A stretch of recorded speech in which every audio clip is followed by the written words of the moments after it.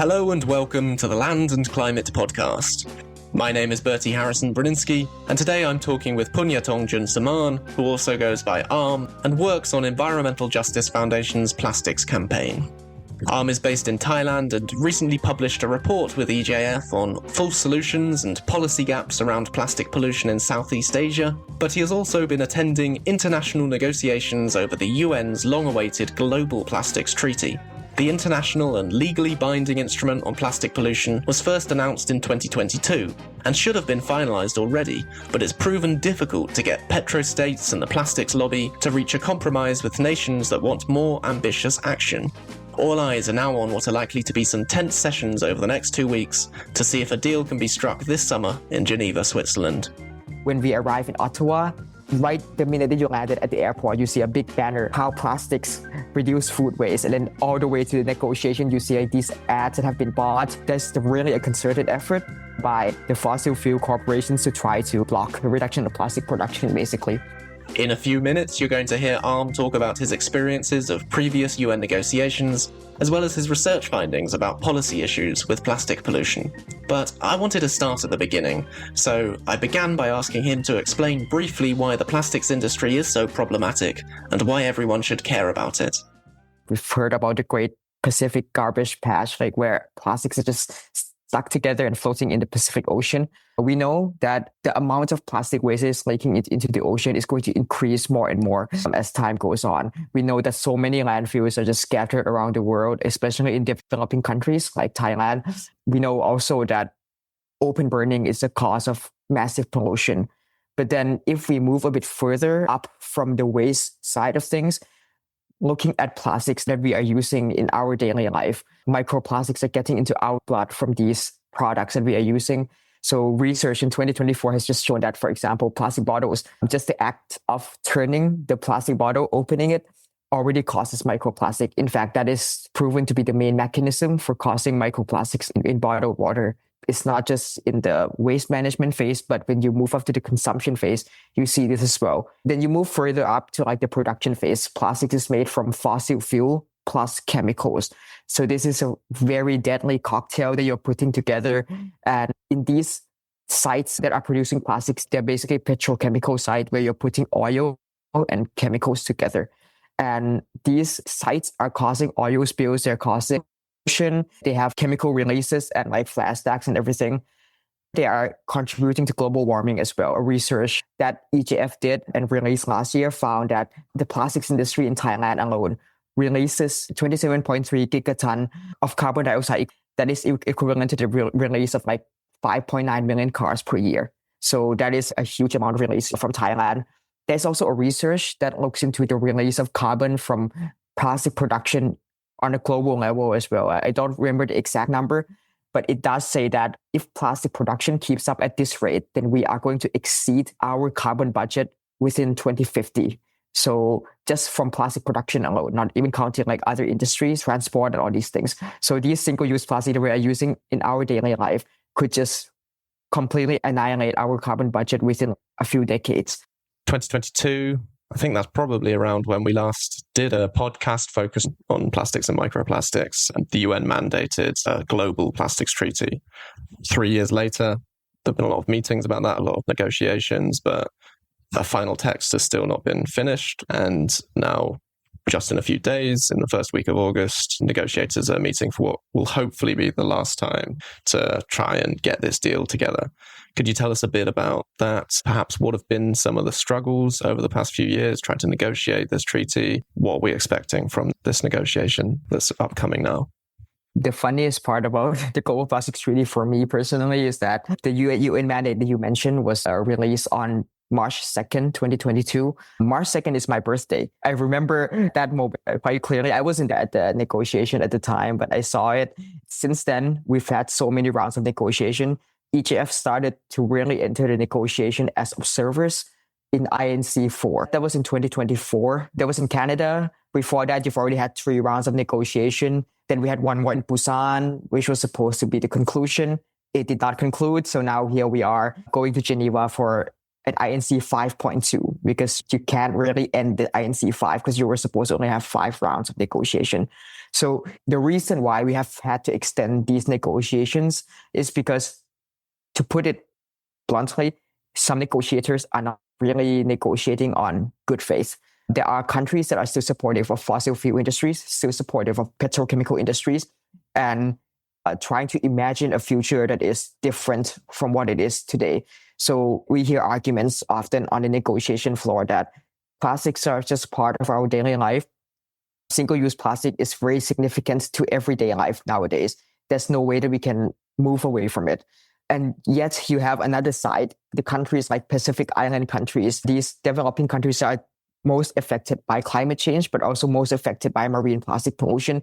They're saying that, yes, you could have a different future. And in fact, a different future is necessary for countries like them who are going to be the first affected. And then, of course, you have countries that are more in the middle ground, trying to really find compromising points and everything. I think that kind of gradient is what we're looking at when we are asking the question, how it's going to end. If countries don't start negotiating on good faith, then it's going to be difficult to get a strong treaty to come out. But the hopeful thing is that in Busan, while so much of the media is saying that Busan was a failure because we couldn't achieve a treaty, we definitely see it in a different light as people who were there. Because at the time, the pressure from the bad faith negotiator are so strong that if we had concluded a treaty at Busan, it would have been a massive compromise, would have been a very weak treaty, basically. But in the very early morning of the last day, I remember this moment very clearly because I woke up with basically a press release, like someone was saying that, oh, there's a press conference happening, impromptu. So we were there, and then here are the countries: France, Panama, Mexico, EU was there, Fiji, I think, Pacific Island countries. So these countries held a press conference saying that they are not backing down from a strong treaty. In that moment, you've reached a stalemate. And that's why the negotiation had to be extended, because you cannot reach a compromise where the two sides are not backing down. So Busan could be seen as a failure to achieve a treaty, but it's a success that progressive countries are saying that we are not going to back down as well. And that's why we're going into Geneva with a lot of hope. Could you tell us a bit about who the blockers are? You mentioned fossil fuel interests maybe overlap with this. Yeah, when it comes to bad faith negotiation, we're seeing the alignments between certain countries and fossil fuel corporations. I tend to really look closely at the fossil fuel lobbyists who are there. I don't remember the number clearly, but there was a report that came out both in INC at Busan and also the one before it that shows that the number of fossil fuel lobbyists who were at the treaty negotiation outnumbered the delegations of all the small island countries combined, which is crazy to think about because that is the amount of investment that these lobbyists have put in place to try to influence the negotiation in certain ways. It's also hard sometimes to identify lobbyists in the midst of the negotiation, but you do see their influences. You do see that in Canada, for example, when we arrive in Ottawa, right the minute that you landed at the airport, you see a big banner, how plastics reduce food waste. And then all the way to the negotiation, you see these ads that have been bought. There's really a concerted effort by the fossil fuel corporations to try to block the reduction of plastic production, basically. And again, Busan is another point of hope because you also have another group started also buying ads in Busan, Korea to say how plastic has harmed the life of people. And then in Busan, you have a reverse situation where the ads that are on the train station, in the subway station, is actually communicating the harm of plastic and communicating how the fossil fuel lobbyists are behind it. And this is where you see the battle of narratives here that is going on. And it's this stalemate that you are going to see in Geneva as well. And we will see who prevails, basically. It's funny to think about that kind of PR tactic having that much sway, really. I think one imagines like backroom discussions, secret deals and that kind of thing. But do you think that public messaging, advertisement, does that kind of thing have an influence in these events? I think when it comes to public narrative, there is always an influence because from our experience in the negotiation room, you have to make decisions on the fly. We, of course, as NGOs, we don't have the power to make decisions, but we can feel the pressure. In those rooms, you are a representative of your country and you need to respond to whatever is thrown at you. There are 20 articles in the treaty and you need to look at all of them. You need to deal with so many things that are coming in. And at that point, the scientific information is going to have to be the linchpin on which you make those decisions. So what we communicate to these delegates before they go in and while they are there is very important. You've written this report about full solutions, including looking at that difference between upstream and downstream measures, right? Perhaps you could tell us a little bit more about why circular economy frameworks could be problematic. The inspiration for this report, in the way that you can say, comes from Thailand and what has happened here. In 2014, there was a massive landfill fire in a province close to Bangkok. So this landfill caught fire and it became a big problem.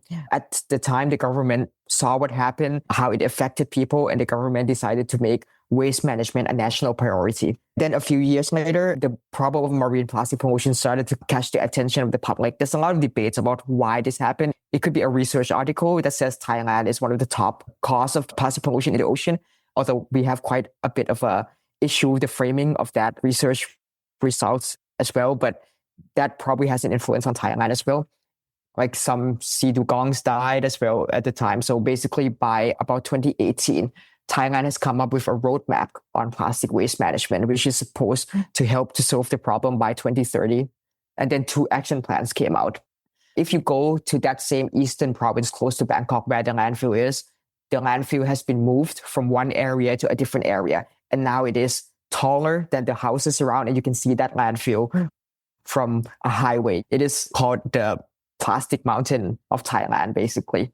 So I think that's a very good illustration of why we wrote this report, because whatever solution has been implemented through the roadmap, through the action plans over the past 10 years has not solved the problem. The landfill being the symbol of the problem, it has not solved that problem. It has just moved the problem from one place to another. To play devil's advocate here, a certain kind of neoliberal approach to circular economy might say we need companies to still be producing lots for growth, but we should be dealing with the waste that we produce, finding other uses for it, maybe remaking those materials into other products. We've been talking about that thing for a long time. Why has that kind of approach not worked? Why aren't we getting a more circular economy? Or why is that perhaps a full solution? We need to start by looking at what exactly we mean by circular economy. So for example, recycling. Recycling in itself is not a bad idea. So what is recycling exactly? In the context of plastics, recycling is not circulating plastic forever and ever, because plastic simply cannot be recycled forever and ever. Over time, the chemical bonds in plastics breaks down because of the recycling processes. And for that reason, most plastics may only be recycled over a limited period of time.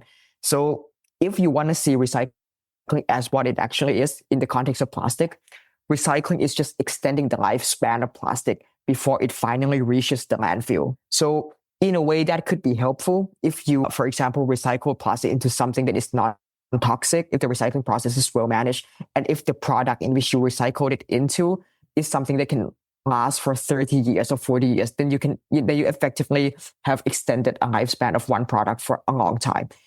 But it doesn't mean that that product is circulated. It just means that it exists in the world for a longer period of time.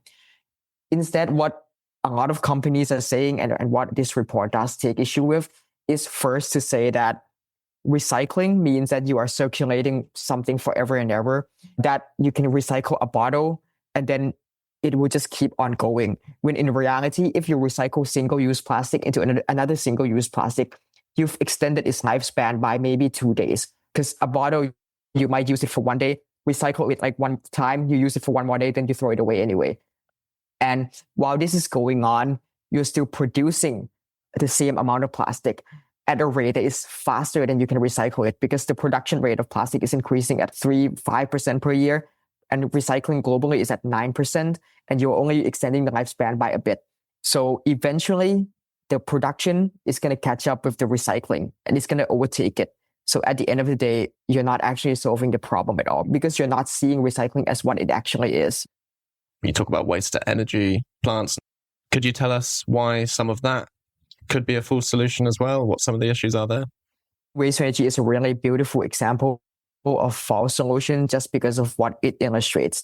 A little bit of context is that when Thailand started its roadmap and action plan to solve plastic waste problem, waste to energy was one of its main measures to deal with this for two reasons. First, it gets rid of the waste really fast, really quickly. Secondly, it also produces energy, therefore fulfilling the need for energy security in the country. This is the government's reasoning for doing this. So the government of Thailand did not only push for more waste to energy by subsidizing, but also rolling back some environmental regulation to allow for waste to energy plants to happen more easily. That has led to a proliferation of like waste to energy plant that has been happening in Thailand. And as you can see, it didn't reduce the amount of waste. We still have the same amount of waste. The garbage mountain is still there, even though a waste to energy plant is standing right next to the garbage mountain.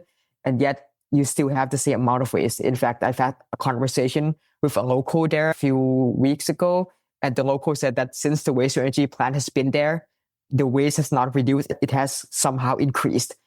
And the reason for that is very clear because the waste to energy plant has made waste a resource. And for that reason, it has basically disincentivized the reduction of waste at the source. So when you have a waste to energy plant in a place, then you basically are inviting more waste to come.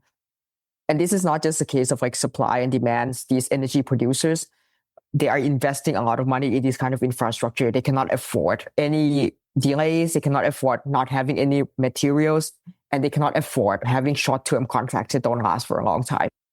So more often than not, these waste energy plants have long-term contracts that last for a decade or 20 years or something like that. The issue with that is that for the next 20 years, the government then could not put out any policies that would reduce the supply of waste that is so important to these plants. It's counterproductive to addressing the problem at the source. And of course, the plant itself causes so much pollution, even though it doesn't matter how well you regulate it, there's going to be some pollution. The burning of waste is going to produce some ash, which you still have to deal with. The waste is not being circulated into the same product. It is being turned into energy. So it's not really circular economy. The last full solution that you highlight that I wanted to ask you about is perhaps a more upstream solution in the sense of trying to create a different product instead of traditional plastics, forms of bioplastic, like very similar materials, but made from natural sources instead of from crude oil. Could you tell us a little bit about why they're not so good? On the bioplastics issue, I think first we need to get the definition straight as well. Bioplastics is a term that I personally don't like using because I think in Thailand, especially, people assume that that means that the plastic is made from plants and it is biodegradable. When in reality, these are two separate concepts. When it comes to plant-based plastic, you can call it bio-based plastics, bio-based materials. And then for biodegradable plastics, you can call it that, mainly because biodegradable plastics can be made from both plant-based materials and also fossil-based materials. A lot of biodegradable and compostable plastics are made from fossil-based materials. Likewise, when you go to the bio-based plastics, some of it are compostable, biodegradable. Some of it are just the same as normal plastics. So these two categories have to be separated. But I think what is really getting in trend right now are the bio-based plastics. This plastics made from plant. And first, we've already addressed that not all of them are more compostable than normal plastics. So we cut that point out. But even if they are, let's say, I think the best example of that would be polylactic acid, which is made from cassava. The first key problem with it is that when you're using these bio-based materials, you're not really changing the system of consumption. You're not changing the amount of production or the amount of consumption. Most of the bio-based materials are being used to replace single-use plastics that are already existing. If a bio-based material plastic is really made to produce plastics that are still necessary, I think that would be fine. For example, if a bio-based plastic is clean, perfectly produced, that doesn't cause any further environmental impact, and it is used for necessary plastics, that's fine. But that's not the current situation. These are being used to produce forks, plates, plastic bags that can be replaced by a reuse and refill system. So they are eventually going to create the same problem. And that problem is that if you move upstream in the bio-based materials supply chain, these are being produced through industrial scale plantation. These are not farmers, small scale farmers producing small plants and then helping their livelihood and everything, but these are big scale agricultural plants. And these things have their own impacts. Of course, the land use of water and all these things are big problems on their own. But in Thailand, there is one particular issue, which is the air pollution, PM 2.5, that is caused by industrial scale burning of crops. This is something that, even though it is not as big of a cause of air pollution as industries, which, by the way, these industries are the plastics industry anyway, so it's the same group of people. But if you move it to agriculture, you're just moving the problem from one system to another, causing problems in this other system. So yes, bio-based plastics, if it doesn't lead to any changes in the way that we are consuming, the way that we are producing plastics, then it is a false solution, because not only does it move the problem from one system to another, but it allows people into this false sense that we have solved the problem, when in reality we have left the source of the problem unchecked. And am I right in thinking that a lot of forms of bio-based plastic are having a lot of the same kind of environments and ecosystems and potentially human health anyway? Yeah, there is a research article that came out. What they did was to take a bunch of conventional plastic, which is fossil-based plastic, and a bio-based plastic, and then test for toxic chemicals. And all of them contain toxic chemicals anyway, because the production of plastics, you require the addition of these additives, chemical, to give plastics its unique, its characteristic properties. So at the end of the day, the problem that is caused from conventional plastic is not really solved by bio-based plastics at this moment. Back to what's happening in Geneva, it'd be great to hear a little bit more about what do you expect to happen, what would be the ideal outcome. The biggest and the most basic form of false solution is not addressing the production and the consumption of plastic. Even more specifically, production, because we don't really subscribe to the belief that everyone can just stop using plastic in this moment. It's just not possible. It is very clear that the pattern of consumption that we are in right now is created by an oversupply of plastic flooding the market, making plastic so cheap that I've seen this photo of a small piece of durian that is packed in polystyrene foam and then has another sheet of plastic above it. And then the price on it says 1 baht. A baht is like a cent. So it's like a cent of durian. And when I saw this, I was talking to some other network that we have. It's like, does that mean the plastic costs zero? Like, is the cost of plastics zero? The amount of plastic that we are producing is so high that it is not even pricey to consumers. And in order to avoid false solutions, you have to start by cutting the production of plastics, reducing the supply, making plastics effectively more expensive. It has to be expensive because it has to reflect the environmental and health costs that it is causing. And then you would create an environment where people are going to move towards reuse and refill system. And that is exactly what we want to see in Geneva. We want to see a global plastics treaty that has as its banner production reduction, a global target to reduce plastic. Of course, the most ideal way that it could be is for it to go further than the model of the Paris Agreement. The Paris Agreement uses, of course, a nationally determined contribution where each country are coming up with their own targets for reduction. We hope for a more like Montreal Protocol format where the treaty itself already prescribes the target for reduction. But to be completely honest, over the past rounds of negotiation, even the idea of production reduction, we don't even have to get into like how we're going to set the target. Even the idea of having that phrase in the treaty is so allergic to certain bad faith negotiators that they would sometimes say that we will not keep negotiating if this article, if this phrase is still in there. In fact, the term production reduction has been changed now to sustainable production and consumption to be more malleable. You know, the term sustainable is very, very malleable to a lot of people. Currently, this article is still there in the draft text that we are using to negotiate.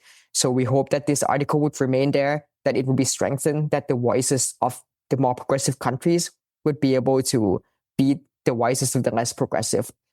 I will add quickly that in terms of the number of the negotiators there, the countries that want a strong treaty, that want production reduction, outnumbers those who want to keep the status quo.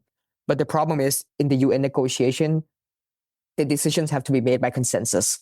So what happens is a few countries are basically using the consensus system as a way to veto the process. But the reality is that consensus is not the final say, because in the draft rule of procedure for this negotiation, it will say that if consensus cannot be reached, then you can go to a vote. So technically there is a mechanism for a vote, because if you go to a vote, I've heard from a lot of negotiators, I cannot mention who, but these negotiators are saying that if we go to a vote, the progressive side will win. Knowing this, a lot of bad faith countries have come out to say that we don't agree with this phrase in their rule of procedure. We don't agree with a voting mechanism. So because at the time countries were saying that we would not go on with the negotiation if this draft rule of procedure is not bracketed, which is basically saying that we have not agreed on it yet. So the draft rule of procedure there is bracketed. And it's very funny that for the past 5 rounds of negotiation, we have been negotiating without an actual rule of procedure. We have been negotiating with a draft rule of procedure for the specific reason that we could not agree on the voting issue. I think it would be interesting to watch what happens in this last round of negotiation, because this is still in a gray area. No one knows what's going to happen. If it got to the point where consensus is not reached, will certain countries call for a vote? And if they call for a vote, what's going to happen there? This is something where we have to keep an eye on. And I think in the final days of the negotiation, something like that could happen. If things don't go well at these negotiations and the lobbyists win out and whatever's agreed isn't going to have a significant impact on production, what's the strategy then? What's next in the playbook for campaigners and Pacific Island nations and the other states that want to do something about this issue? I can say on behalf of the country delegates that are pushing this, that just because a global treaty could not achieve production reduction, it doesn't mean that individual countries cannot do it. If you look at the economy of plastic production, really the plastic producers are only 10, 12, 15, 20 countries. Most countries in the world are not plastic producers. So just these very limited number of countries that are doing it. So we know that US and China are the 2 biggest plastic producers, for example. Saudi Arabia is very, very big as well. So these countries, they have the responsibility to produce sustainably and to make sure that their production is in line with the planetary boundary, because they are the biggest producers, especially US and China. These two are already dominating the market in such a big way that any change that they can make would have a massive positive impact on the world. If they can set a target for reduction, that would have a massively positive impact. But at the same time, countries that are smaller producers have a role to play as well. So Thailand produces approximately 9 million tons of plastic per year. The 9 million tons that we are producing, about 49% we're using in our country, 51% we're exporting elsewhere. So we also have a responsibility as a country that produces plastic. So from my perspective, working in Thailand, we are going to keep pushing for production reduction at the national level. The good thing about a global rule for reduction is that it's fair for everyone, right? If a global target is set, then US, China, Thailand, Saudi Arabia, any countries that are producing plastics are going to have to reduce plastics at a certain level that is fair to them.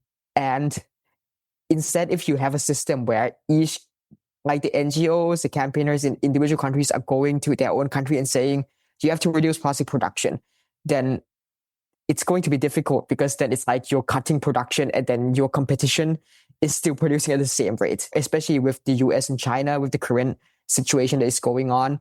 I think it's going to be hard to get one side to reduce plastic production without getting the other side to reduce as well. If the treaty doesn't achieve global reduction, we're going to have to keep pushing on a national level, on a regional level if we can.